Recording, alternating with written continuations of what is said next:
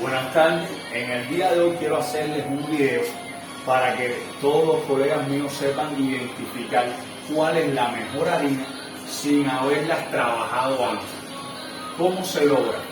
Usualmente cada marca tiene códigos de cómo presentarte una harina panadera o una harina dulcera, o sea, una harina con mucha fuerza o una harina de mediana fuerza o una harina normal dulcera con poca fuerza. Usualmente aquí en el continente de nosotros, en las Américas, lo que tratan es con cero, o sea, una harina triple cero es una harina de poca fuerza, una harina doble cero es una harina de mediana fuerza, pero que ya esta puede servirle sobre todo para pan suave, para la elaboración de pan suave. Y hay harinas que traen un solo cero, que ya esta es la más indicada para como tal la elaboración del pan. Entonces, ¿qué sucede? Que la parte europea, por ejemplo, yo no hace tanto, hace como 4 meses importé un contenedor e hice relaciones con una italiana y ella me decía que la harina que tenía, que me iba a mandar para Cuba, era harina 550. Si yo no hubiese tenido la información de que en Europa estos son los códigos que se utilizan las marcas, que la harina 550 quiere decir que la harina de fuerza, yo no sabría si decirle que no a esta inversora de Italia, que es la que me envió la harina. ¿Por qué? Porque no hubiese sabido que esa era la ideal para el pan. ¿Cuáles son los códigos que se utilizan? 450 de poca fuerza, o sea, harinas dulceras, y 550 harinas panaderas. De manera general, estos son los códigos que utilizan las marcas, o sea, en el cartucho, en el saco, en el envase que ellos escojan, siempre va a venir ese tipo de códigos. Pero ¿qué sucede? Que hay harinas que incluso han entrado a Cuba que no tienen ninguno de estos códigos. Entonces, ¿dónde es que yo de verdad verifico si la harina vale la pena comprarla o no? Porque si nos metemos en harinas malas, puede que tengamos mucha pérdida de dinero y no vale la pena.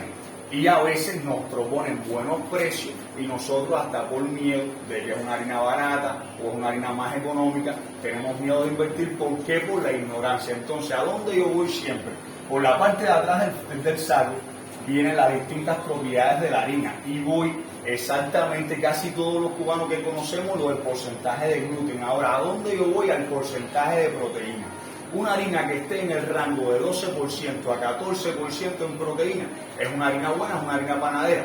Yo le dije que en videos anteriores que yo la harina que utilizo es la Sublime.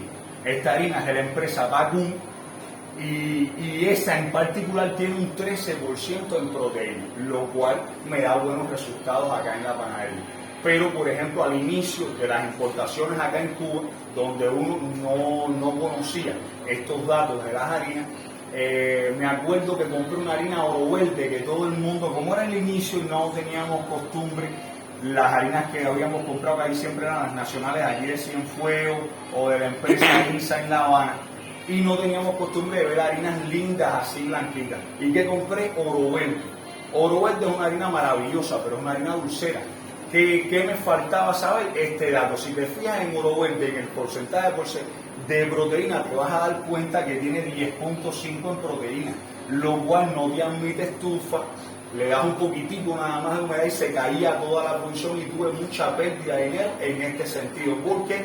Porque usted miraba la harina en el saco y era una maravilla, era una belleza de harina. Pero ¿qué sucede? Que cada harina con la elaboración que ella en particular lleva, y no era para las panaderías, sino para la dulcería. Entonces espero que a raíz de este video no solo ya se me fijen a la hora de invertir en un contenedor de harina, en una tonelada de harina, en lo que ustedes puedan según lo que le dé el fondo, no solo se me fijen en la fecha de vencimiento, sino que también se fijen en el porcentaje de proteína en la harina y que esté en ese rango siempre de 12% a 14%.